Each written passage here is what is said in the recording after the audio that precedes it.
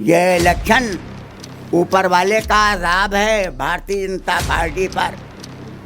इन लोगों ने जो जुल्म किया है अपने राज में देशवासियों पर। 1 साल तक किसान आंदोलन पर था, सड़कों पे 1000 से ज़्यादा लोग मर गए और ये उतना हाल नहीं हुए। आपने अगर कुछ किया है तो आपको फिर भीख मांगने की ज़रूरत नहीं। कपड़ा जो तन ढकने के लिए काफ़ी, उतने ही मकान जो हर मौसम में सर छुपाने के लिए काफ़ी, और उतने नहीं अन्न जो तुम्हारे जिस्म को कायम रखने के लिए काफ़ी हो। नमस्कार, आदाब, बहुत बहुत स्वागत है आप सभी का। मैं हूं आपके साथ बुशरा खानम फहद। हम फिलहाल आजमगढ़ में मौजूद हैं और मेरे साथ निज़ामाबाद के मौजूदा एमएलए आलम बदी साहब मौजूद हैं। ये वही आलम बदी साहब हैं, 20 साल से निज़ामाबाद के एमएलए हैं। और मैं जहां बैठी हुई हूं, इसको आप उनका घर, कार्यालय, जो चाहें आप उनको कह सकते हैं। एक टीन शेड है जिसके नीचे हम यहाँ पर बैठे हुए हैं। जो उन्होंने कपड़े पहने हुए हैं और जिस तरह से हैं वो आप देख सकते हैं। जब मैं दूसरे एमएलएज़ का इंटरव्यू करने जाती हूँ, उनके कार्यालय या घर पर जाती हूँ, तो बड़ी बड़ी गाड़ियाँ उनके घर के बाहर खड़ी होती हैं। हज़ारों कार्यकर्ताओं की भीड़ उनके घर होती है। ऑफिस के नाम पर शानदार आलीशान उनका ऑफिस होता है। लेकिन यहाँ जब मैं आई तो मुझे ऐसा कुछ भी देखने के लिए नहीं मिला है। उनका कोई कार्यालय नहीं है, वो कोई इस तरह की पब्लिक मीटिंग नहीं करते हैं। वो सिर्फ डोर टू डोर जाकर, गाँव जाकर लोगों से वो बात करते हैं, उनकी परेशानियों को सुनते हैं और उसको हल करते हैं। और यही उनकी पूंजी है, यही उनका खजाना है और इसी वजह से लोग उन्हें इतना पसंद करते हैं।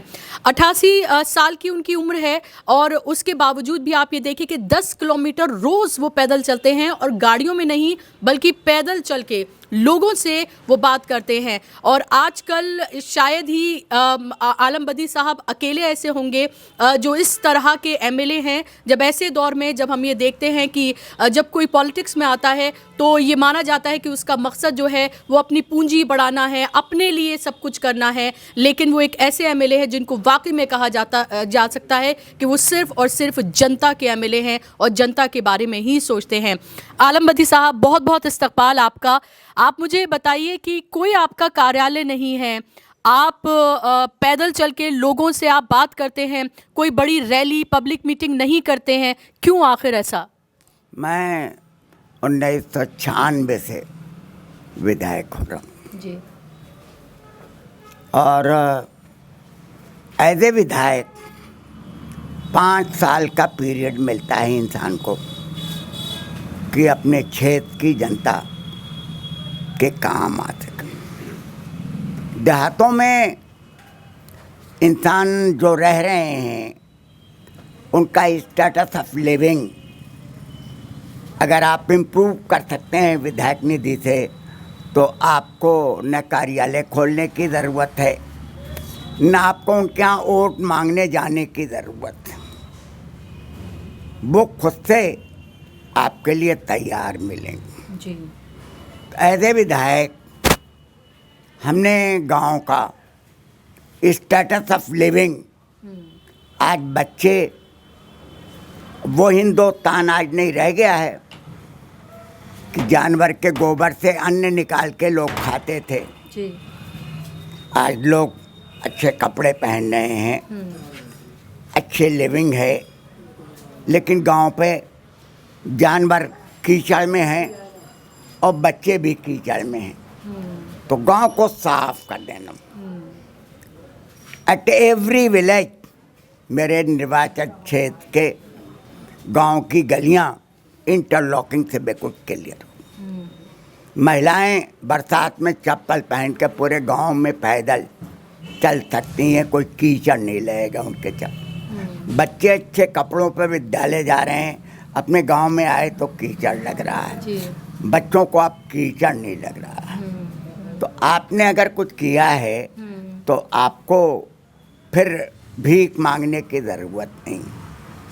और निज़ामाबाद निर्वाचन क्षेत्र की जनता बहुत अजीम है, इतनी अजीम है कि मैं बड़े यकीन के साथ कह सकता हूँ कि किसी भी निर्वाचन क्षेत्र की जनता इतनी जागरूक नहीं होगी तो मत जाता एक मामूली आदमी है बेमांगे वो वोट दे करके 20,000 की लीड दे करके विधानसभा में भेजते हैं जी। है ये उनका क्रेडिट। ये आपका काम भी है। आप जिस तरह से उनके लिए काम करते हैं, 20 सालों से आप उनके लिए काम कर रहे हैं, तो ये आपका काम भी है कि आपको वोट मिलता है। जिस तरह से आप काम करते हैं उनके लिए वो देखो ऐसा है, आदमी की सलाहियतें और सोच एक सा नहीं होती, अलग अलग होती। जी। आप समझें, हमने इंजीनियरिंग पढ़ी थी लेकिन सरकारी मुलाजमत में टेबल डिपार्टमेंट में थे। जी। लेकिन उसी दौरान हिंदुस्तान के स्वतंत्रता संग्राम के इतिहास पढ़ने का शौक पैदा हुआ।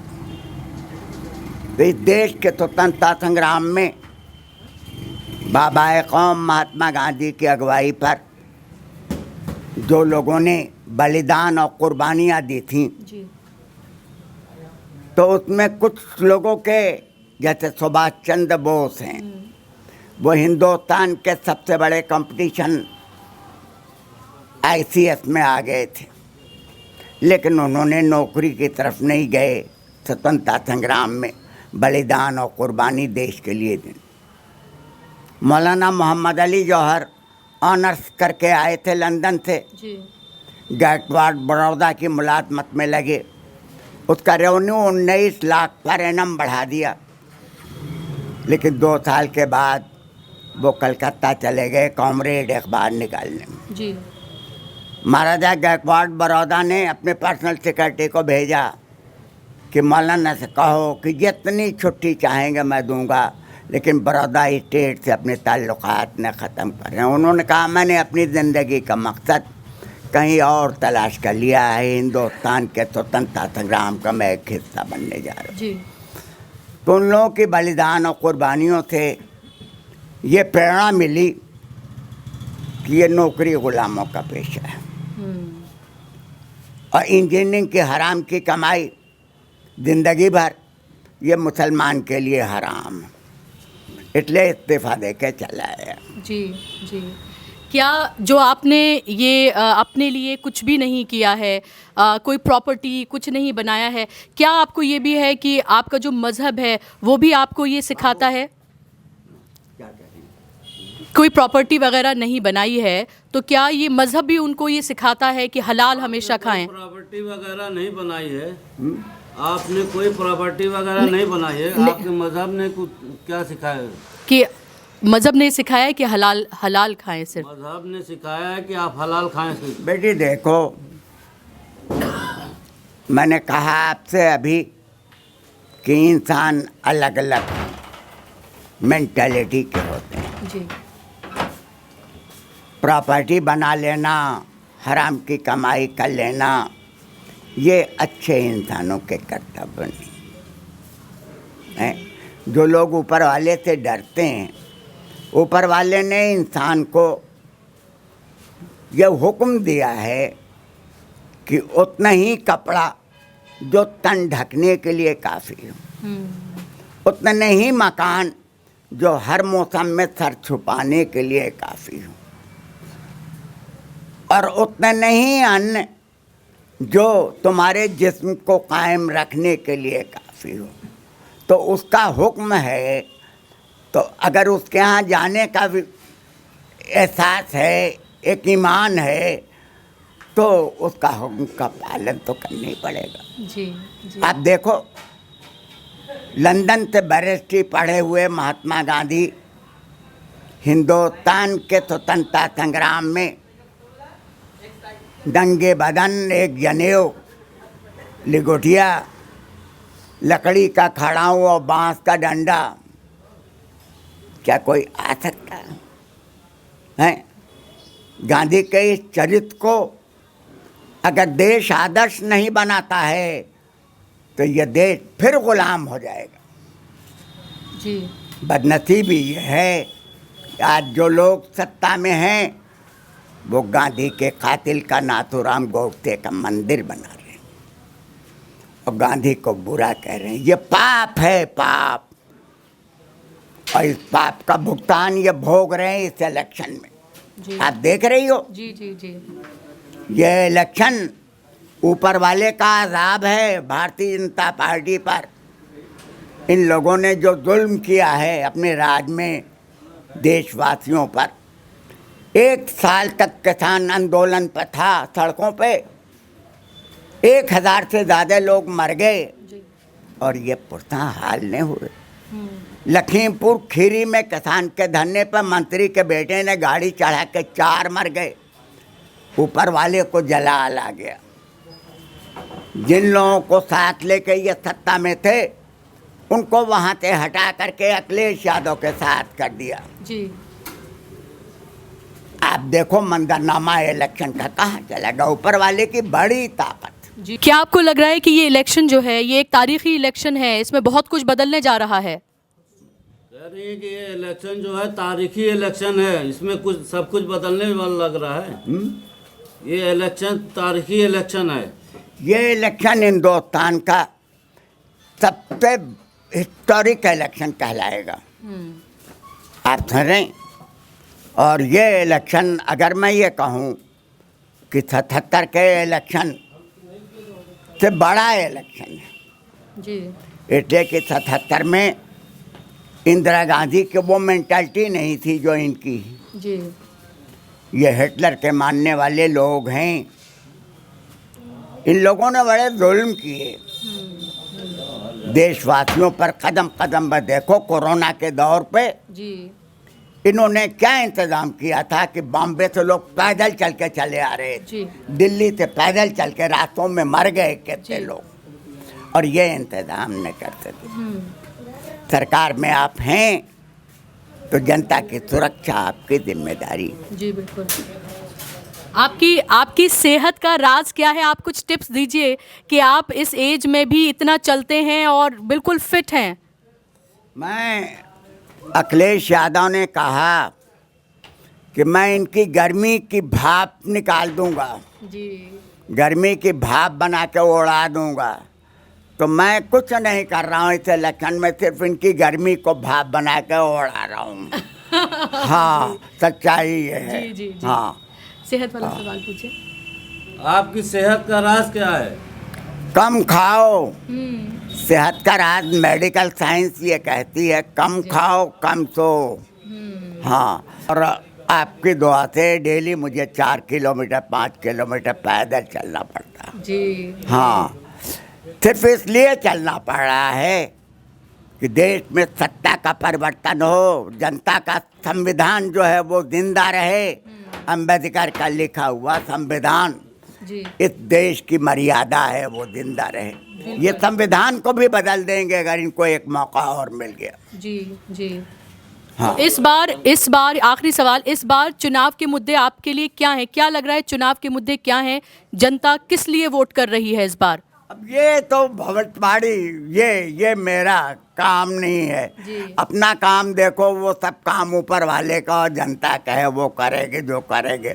हाँ, इतना ज़रूर है कि आजमगढ़ में 10 सीटें हैं जी जिसमें सिर्फ 2 सीट है, एक सदर की और एक निज़ामाबाद की, जहाँ 20,000 से ज़्यादा की लीड जनता देती। जी जी जनता फिर देगी। जी। हाँ, बहुत शुक्रिया आपने। बहुत जी बहुत शुक्रिया। जी जी।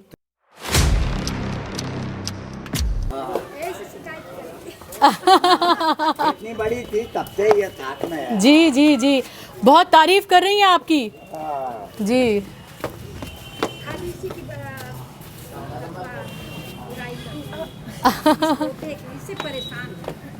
आपका नाम क्या है?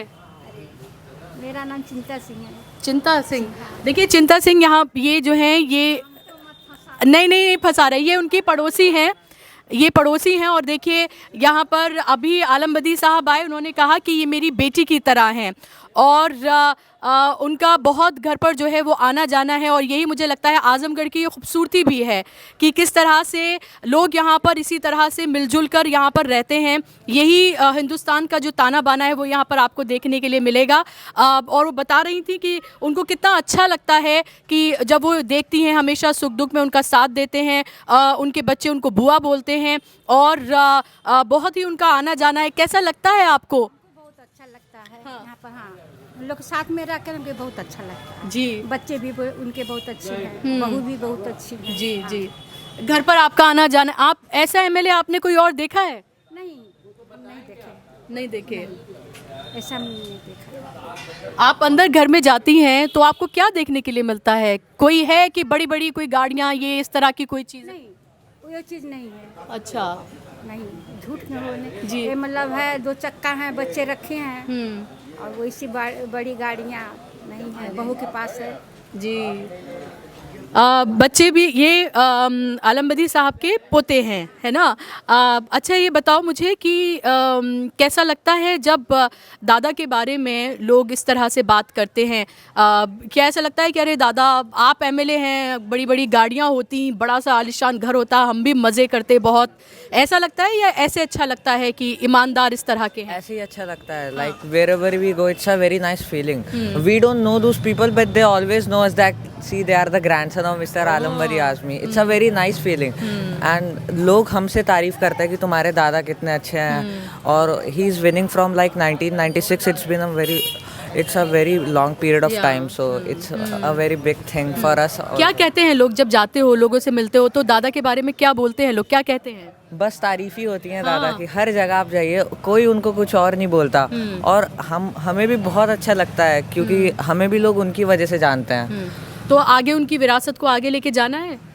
हाँ, अभी वो तो देखा जाएगा. अभी तो छोटे हैं अभी. जी। तो क्या ईमानदारी का जो एक लेसन है, एक सादगी का, सिंपलिसिटी का जो लेसन है, वो दादा से मिलता है, वो सीख मिलती है? जी, बहुत ज़्यादा मिलता है. क्योंकि हमें भी कभी कभार शौक रहता है कि वो कार चाहिए, मगर दादा को देख के बहुत अच्छा लगता है कि वो खुद बस मतलब अकेले चलते हैं, किसी को साथ में नहीं रखते और कुछ नहीं. आप देख लीजिए. जी। हाँ. अच्छा, बाकी नेताओं को देखते हो और अपने दादा को देखते हो तो क्या फ़र्क महसूस होता है? बहुत ज़्यादा फ़र्क महसूस होता है. आप उनका घर देखिए. अभी दिल्ली मतलब आजमगढ़ में भी कई सारे एमएलए से रहते हैं. आप उनका घर देखिए, दादा का घर देखिए. वो कितनी कार्स, उनके पास मिनिमम भी 3 to 4 कार्स रहती हैं, कितनी सिक्योरिटी रहती है, मगर दादा के पास ऐसा कुछ ही नहीं है. कुछ नहीं होता. और जब कैंपेन करने के लिए जाते हैं दादा, जब डोर टू डोर लोगों से मिलते हैं, तो लोग किस तरह से उनसे बात करते हैं? क्योंकि तमाम मज़हब के लोग उनसे मिलते होंगे, तो कैसे बात करते हैं? वो उनको बहुत ज़्यादा इज्जत देते हैं. मतलब वो लोग भी उनको अपने जैसे दादा पापा की तरह ऐसे ही मानते हैं. उनसे बहुत अच्छे से सब लोग मिलते जुलते हैं. आप भी बताइए मुझे कि आपको कैसा लगता है दादा के बारे में सुनकर, पढ़ते होंगे, जब वहाँ जाते होंगे उनकी कॉन्स्टिट्यूएंसी, तो कैसा लगता है? जी, बहुत अच्छा लगता है. जहाँ जाते हैं वहाँ तारीफ़ होती है. उनके नाम से हम लोग को जानते हैं. और भी जगह जाएंगे दादा के नाम से हम लोग की तारीफ़ होगी. दादा के नाम से जानते हैं सब लोग. जी। और उनकी जो ईमानदारी है, ऑनेस्टी जो है, उस पर प्राउड फील होता है? जी, बहुत प्राउड फील होता है. जी। और लोग भी, और एमएलए उसको देखेंगे तो बंगले हैं उनके पास हैं, बड़ी बड़ी कार हैं. इनके पास कुछ नहीं है. कभी ऐसा लगता है कि दादा बड़ा सा घर हमारे लिए भी बहुत किया होता, कोई आलीशान कोठी होती, हमारे भी टशन होते, कुछ ऐसा लगता है? नहीं, ऐसा नहीं लगता. नहीं लगता ऐसा? पहले लगता था, अब नहीं. अब नहीं लगता. अब समझ में आ गया? हाँ, समझ में आ गया. जी. तो जब कभी कोई नेताओं के और लीडर्स के जो बच्चे हैं उनसे मुलाकात तो होती होगी कभी ना कभी, तो अपने में और उनमें कोई फ़र्क महसूस होता है? हाँ, मेरी आज तक कभी मुलाकात वैसे हुई नहीं है. अच्छा. कुछ मेरे साथ ये मोहल्ले के लोग भी मौजूद हैं, उनसे भी मैं बात करूंगी. कैसा लगता है आपको आलमबदी साहब का नेबर होना, और इस तरह के जो एमएलए हैं वो अभी भी मौजूद हैं, और शायद आपके बाद कभी शायद इस तरह से देखने के लिए ना मिले कोई और एमएलए, जिस तरह के पूरे हालात हैं अभी राजनीति के? कैसा लगता है आपको? हमको तो ये लगता है कि ये हम लोग खाली मोहल्ले के हैं, लेकिन हम लोग को चाहिए ये सदर से रहे अपने, ताकि ये लगे इनके सादगी भरे हो. मतलब कि कहीं से लगते नहीं कि विधायक. इन लोग पूछते हैं कि आलमबदी साहब का घर, तो बताया जाता है तो अचंबा खाते कि अरे ये घर है एमएलए का. और अभी इलेक्शन का टाइम है, इलेक्शन के टाइम पे नेताओं के घर पर मैं देखती हूँ कि जमावड़ा लगा होता है, इतने लोग इकट्ठे होते हैं वहाँ पर।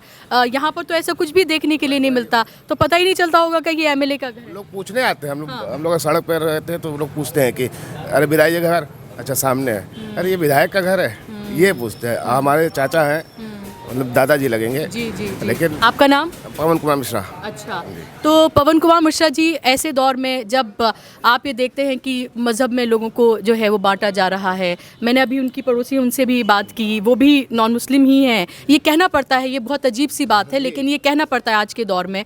और आप भी कह रहे हैं कि बिल्कुल हमारे घर की तरह हैं और आपको बहुत अच्छा लगता है यहाँ पर, तो आपको लगता है कि मजहब और इन सब में ना भटके, बल्कि जो ईमानदार, जो काम करने वाला नेता है उसको हमें लाना चाहिए। उसको लाना चाहिए एकदम। हाँ। जी हाँ, एकदम, मतलब कि इसमें जात पात नहीं देखनी चाहिए कि हिंदू मुस्लिम या कुछ नहीं। ये सब भतीजे हैं हमारे, जो इनके पोते हमारे भतीजे लगेंगे जी। लेकिन लगता है कि यहाँ के परिवार है जी। और ये मुझे लगता है ये आजमगढ़ की ये खूबसूरती भी है, यहाँ गंगा जमनी तहजीब जो है यहाँ सबसे ज़्यादा। यहाँ हमारे ये मुस्लिम भाई हैं, लेकिन उनके घर में खाना पीना सब कुछ होता है हमारा। ऐसा नहीं कि मैं ब्राह्मण हूँ तो यहाँ नहीं खाऊंगा। जी बिल्कुल। आपको कैसा लगता है? बहुत प्राउड फील होता है कि आलम साहब हमारे आजमगढ़ में, इस खास तौर पे इस मोहल्ले के हैं। लगता ही नहीं कि ये एक एमएलए और एक हम लोगों के फैमिली मेंबर की तरह है। पूरे मोहल्ले में काफ़ी सपोर्टिव हैं और काफ़ी सब लोग इनको काफ़ी पसंद करता है और इनकी क्वालिफिकेशन वगैरह इतनी अच्छी है। और अगर एमएलएस की बात की जाए तो मैं नहीं समझता कि इतनी अच्छी क्वालिफिकेशन और एमएलएस की है। जी, इंजीनियरिंग की पढ़ाई की है उन्होंने, किया है और भी ग्रेजुएशन भी किया इन्होंने जो है। और दूसरी चीज़ ये है कि आज का जो माहौल पैदा किया है बीजेपी ने या अदर्स पार्टियों ने, तो इनके में वो फीलिंग नहीं है। और हम चाहते हैं कि पूरी विधानसभा हो चाहे लोकसभा हो, तो जिसके में क्वालिफिकेशन हो, एजुकेटेड हो, उसको भेजना चाहिए। क्योंकि जनता के बीच रहकर काम करे, जनता के बीच रहे और आदमी की जो ज़रूरत है उसको पूरी हो और आदमी की समझे किसको क्या चाहिए, उसकी क्या ज़रूरत है, उस चीज़ को उस अच्छे एमएलए को भेजने की ज़रूरत है। पढ़ा लिखा एमएलए हो तो पढ़ी लिखी एमएलए जाएंगे तो हमारे बाद की जो जनरेशन आएगी वो भी अच्छी निकलेगी।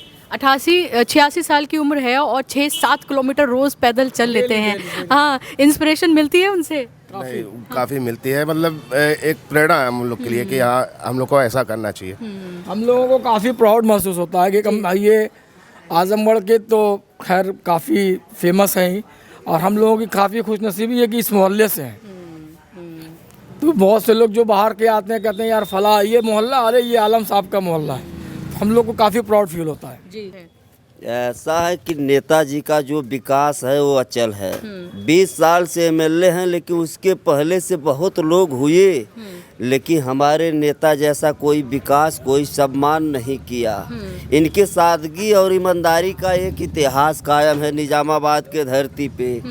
चाहे कोई कितनों बन के आएगा, लेकिन इनके विकास को लेकर के वह सम्मान, वह विकास नहीं कर पाएगा। हमारे विधायक के अलावा बहुत लोग हुए, लेकिन वैसा विकास, वैसा सम्मान निजामाबाद में कोई नहीं दिया। इसलिए हमारे नेताजी की कीर्ति कायम है कि जो निष्पक्ष जनता इनका सम्मान करती है। जी बिल्कुल बिल्कुल।